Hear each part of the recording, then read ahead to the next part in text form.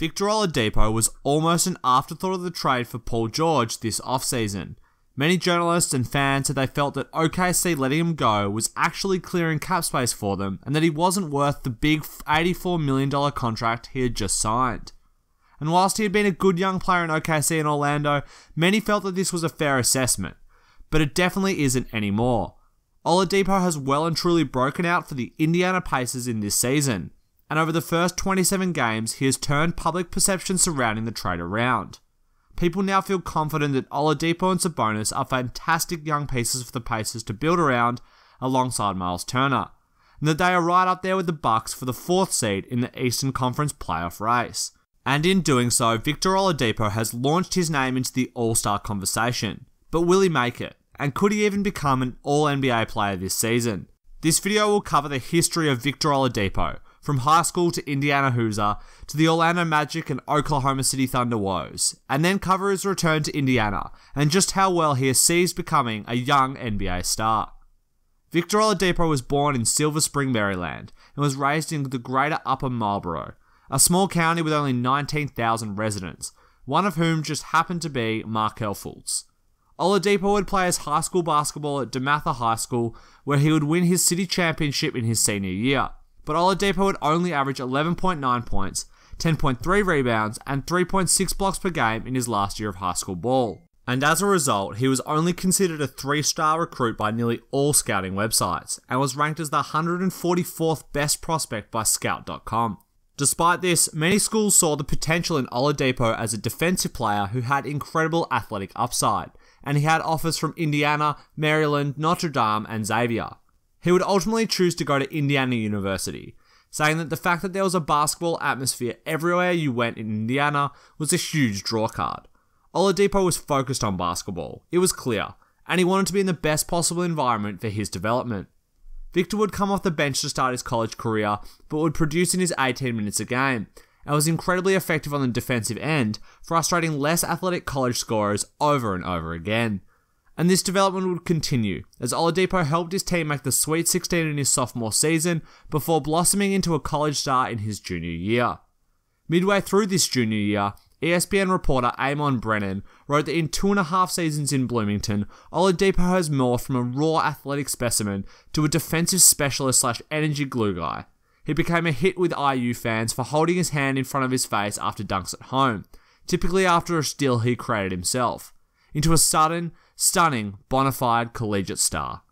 This transformation would be upheld in the NBA draft when Oladipo was taken second behind Anthony Bennett by the Orlando Magic. From 144th in his class to second was a huge leap, and indicative of the incredible work ethic and dedication from the young star. The Orlando Magic were well and truly rebuilding when they took Victor, and decided to throw Oladipo the point guard responsibilities for the young team. And whilst he would struggle to begin the season, Oladipo would go on to average 13.8 points, 4.1 rebounds, 4.1 assists, and 1.6 steals a game. In his rookie campaign, Victor would go on to have some incredible games, including a triple-double against Philadelphia, and 30 points and 14 assists against New York. As a result, he would finish second in the Rookie of the Year voting to Michael Carter-Williams, and whilst he didn't get the award, it is now clear who the better player is. But over the next 2 seasons, Oladipo would find himself without the ball in his hands as much due to the Magic drafting Elfrid Payton, and didn't develop as much as many Orlando fans had hoped. And in his 3rd season, the Magic moved him to the bench for stretches. He played less minutes, and his stats dropped across the board. I think this was a classic case of mismanagement by an organisation. They failed to realise the true talent in Oladipo, and instead of just giving him the ball and the reins to the team, they tried to mould him into a different breed of player. After this 3rd season, the Magic would give up on the Oladipo experiment as they traded him and the pick that was Domantas Sabonis for Serge Ibaka. This was honestly one of the weirdest trades of all time, and is a perfect example of an ownership group influencing decisions too much by trying to win now. The same thing happened with Tobias Harris, and has resulted in 2 players playing very well for other teams, and the Magic getting very little in return for them. In fact, Serge would be traded later in the year for Terrence Ross and a future first-round pick. Oladipo would have a similar experience in OKC, as they intended for him to be the defensive guard that could slot next to Westbrook and capitalise on him collapsing defences. And Oladipo again wouldn't develop on the stat sheet, averaging very similar splits to his previous few years. but I think that the opportunity to train with and observe Westbrook up close allowed Oladipo to learn what it took to be the number one option and lead a team.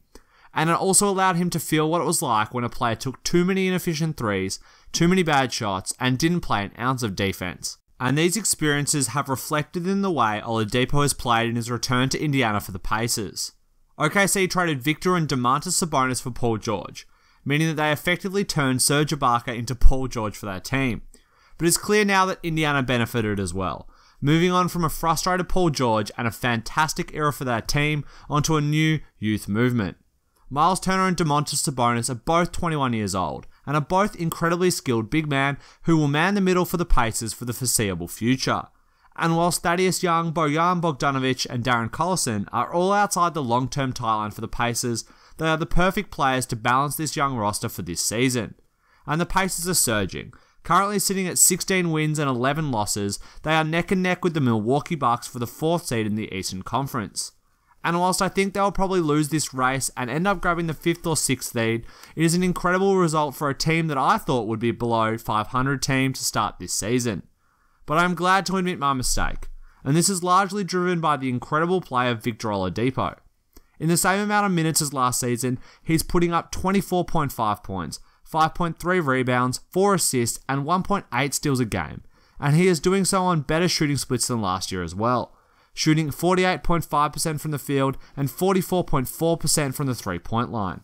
And while I think that this meteoric rise in three-point shooting probably isn't sustainable, I do think that Oladipo will probably continue to shoot over 40% from three on the season.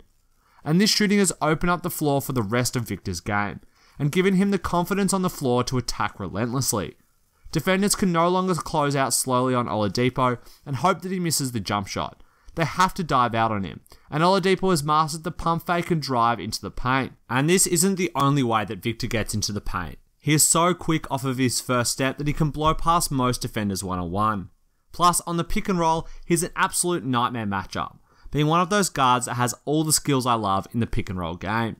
He can pass, drive, shoot the mid-range, and pull up for threes after coming off a screen.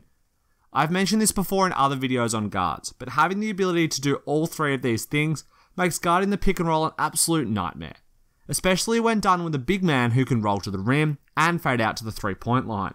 And all of Myles Turner, Sabonis, and Thaddeus Young can do this for the Pacers. And it is making life incredibly difficult for teams guarding them, as in order to guard any of these pick and roll sets, they have to have a third man come and help out that pick and roll coverage. This completely scrambles the defense, and when Oladipo makes a pass out, the defense is rotating and the Pacers have competent passers across the floor to capitalize on this and get a good shot. Then, when Oladipo gets into the paint and decides to shoot for himself, he's become fantastic at dunking all over opposition defenders and finishing tough layups at the rim. And Oladipo is shooting most of his shots either at the rim, from 3, or from between 16 feet and the 3-point line.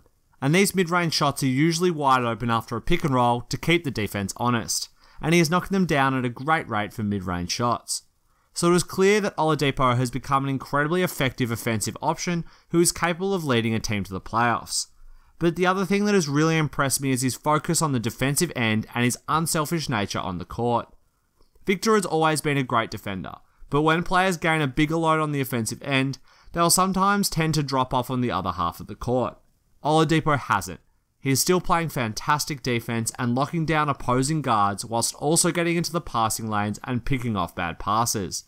These steals lead to easy transition dunks for him, which tend to fire his team up and lead them on great runs to roar back into games. I think that this level of play will truly continue for Oladipo, and that he will lead the Pacers to the playoffs and even potentially a series win if they can get the 4th or 5th seed. But at the same time, the individual accolades will flow for Oladipo, as he looks poised to become an all-star for the first time in his career. And honestly, he has the potential to be on the All-NBA team this season, as Isaiah Thomas and John Wall have both missed significant time and Jimmy Butler has moved to the West for this year. But whatever happens with these awards, Pacers fans will be delighted with the result that Oladipo is locked up on a contract that now looks relatively cheap. He will be with the team for at least the next 3 seasons after this, and as a result, the Pacers won't have to tank like many thought they would have to after moving on from Paul George. And Indiana fans love it. The The arena has been so incredibly loud that even I can tell from my computer screen in Australia. Indiana fans truly love basketball, and they loved Oladipo when he was a Hoosier, and they love him even more now that he has saved the Pacers. Thanks for watching, guys. I hope that you enjoyed the video, and if you did, be sure to leave a like and subscribe for more NBA videos in the future. And let me know what you think of Victor Oladipo and the Indiana Pacers in the comment section below.